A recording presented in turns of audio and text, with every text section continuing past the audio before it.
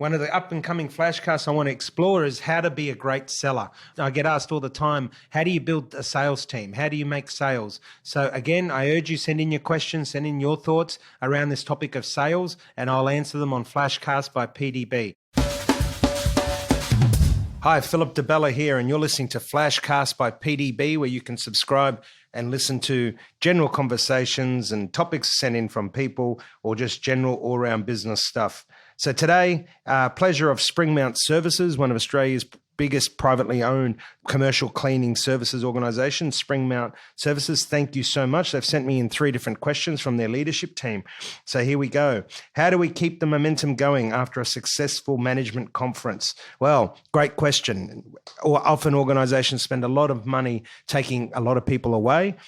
To build, unity, to build conformity, to align everybody, and also to celebrate wins, and more importantly, to obviously plan for what's coming from the year ahead. And I've been part of many of these conferences and all the rest of it.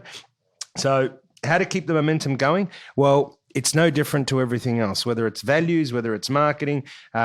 And one that I talk about is communication. So the common denominator of failure is poor communication. So I always talk about communicating effectively, that once you identify what it is that you want to do. So in terms of a conference, you've identified what your future looks like and you've celebrated the past. You need to keep those alive. So the biggest tip I have in conferences is that we always come out of a conference with 4 lists. One list that is, what are we going to do more of? One is, what are we going to do less of? One is, what are we going to do new? And the other one is, what are we going to delete? So 4 lists throughout a conference I always run is, again, more, less, new, and delete. And then that becomes the fundamental template that we use weekly when we're meeting, or monthly when we're meeting as a management team. And again, that's keeping the momentum going of what's come out of a conference. Of course, in conferences, a lot of people do team building exercises. So rather than do that yearly, a lot of organizations then decide to have a monthly team bonding exercise. And some of it range from axe throwing to cooking classes to go-kart racing to making cocktails to go and making your own beer. It depends what you're into, a range of items. Doesn't matter what you're doing. It's the motion of it. It's the fact that you're emotionally engaging with each other and celebrating, the successes or the wins that you have as a team. But it's important that to keep momentum going after a conference, that you have a good, strong template of all the action items that come out of the conference, but also to break down all the elements of a conference down to a monthly or at least a quarterly level, so that you are doing team building things quarterly at least, and not just once a year. The next question they've asked is one of my favorites, is about time management. A lot of staff on all levels keep talking about being busy and running out of time, and how do I prioritize the urgent things from the less important things? Well, it's simple. Time management is an art form. And the art form of time management is to understand that there's only 24 hours in a day. You're never going to get any more. And there's 3 areas of our lives: personal, professional, and family. Personal, professional, family. 3 areas, 24 hours. We will not have 8 hours on each area. Now, I've done a whole flashcast on this, so you can have a look at it if you go back in the library on time management. But very quickly on time management, answering Springmount Services question is that there is no such thing as being busy. We're all busy. Work doesn't start at 9 and finish at 5. There's not a moment that you're probably not thinking about something to do with work, and that doesn't matter whether you own the business or work for somebody.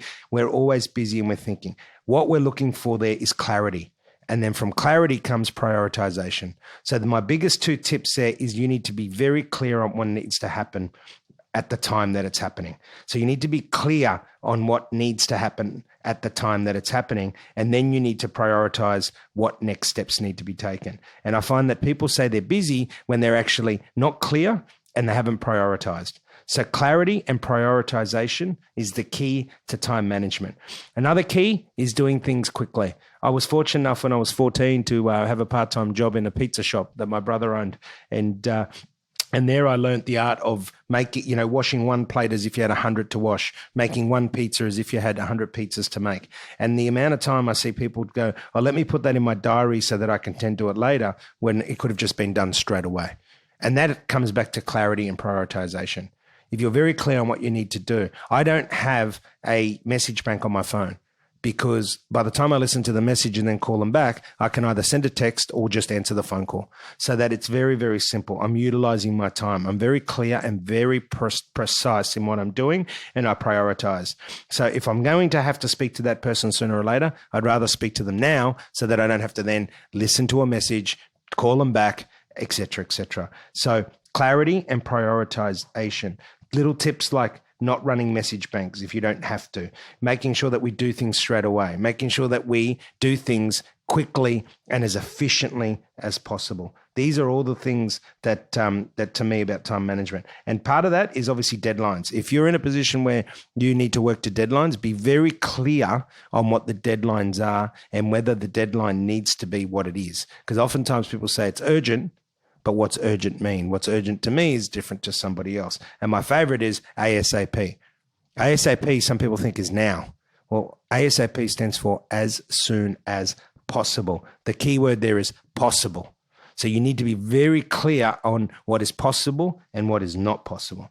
And the third and final question from the guys at Springmount Services is the effective use of social media. People spend so much time on social media, possibly at the expense of other more important areas of their lives. Well, we all know, if we've done a bit of research about my FUPA with social media, I'm not an expert by any means, but I'm somebody certainly that's used it effectively and non-effectively. And I can say that I've learnt from both episodes. One, remember that social media is your personal brand. So social media is all about your brand. If you spend so much time on social media, that's not the problem. The content is the problem. So let's be very, very clear about that. It's not a problem being on social media a lot. The problem is actually what content you put. And we all see it. We see people on social media, and let's use the three areas of our lives because they never change: personal, professional, and family. Now, on my social media, I use it more for professional and personal, a little bit of family. I don't put pictures of my children on my social media. I'm very, very careful about stuff like that. I don't put everything I do with my family on social media. It is more weighted towards professional and personal. I do use it to store my photos. So the only photos I store on my phone are those of my family, and that's it. Every other photo, whether it's a car or a building or a place, all gets stored on, I use Facebook to do that. So at times people probably think that I'm posting too much on social media. That's fine. That's their opinion. It doesn't worry me. My motivation is to use social media to store those photos for me rather than using my iPhone. So again, the only stuff I store on my iPhone is photos, and it's a different way of looking at social media. When it comes to social media for professional, I use it to tell a story. It's a very, very cheap way, as we know, and a very effective way to get a message out, to create a brand very quickly in what you want to do. So again, it doesn't matter what you're trying to do with it and not do with it. The template is that time on social media is not the problem. It's the content that people need to be very clear about. And then when you're talking about the content, it's the brand. So understand that social media is a channel for you to push your personal, professional, or family brand. And how you use it will depend on the content that you put. And then it comes back down to emotional engagement. So again, don't get too caught up on the time on social media. Of course, marketers within organization will be on social media a lot more. People that need to engage with personal brands or create personal brands will be on there a lot more. It's the content that matters, not the actual time spent. So guys, Springmount Services, thank you very much for sending in those questions. I encourage everybody listening, do the same. Happy to do a shout out to your organization. Subscribe to FlashCast by PDB. Keep those questions or topics coming. It gives me the chance and it gives me the avenue and content to be able to communicate with you. Get on there and subscribe. Remember to be the best you can be. And remember that people's limitations are often self-imposed. Thanks for listening.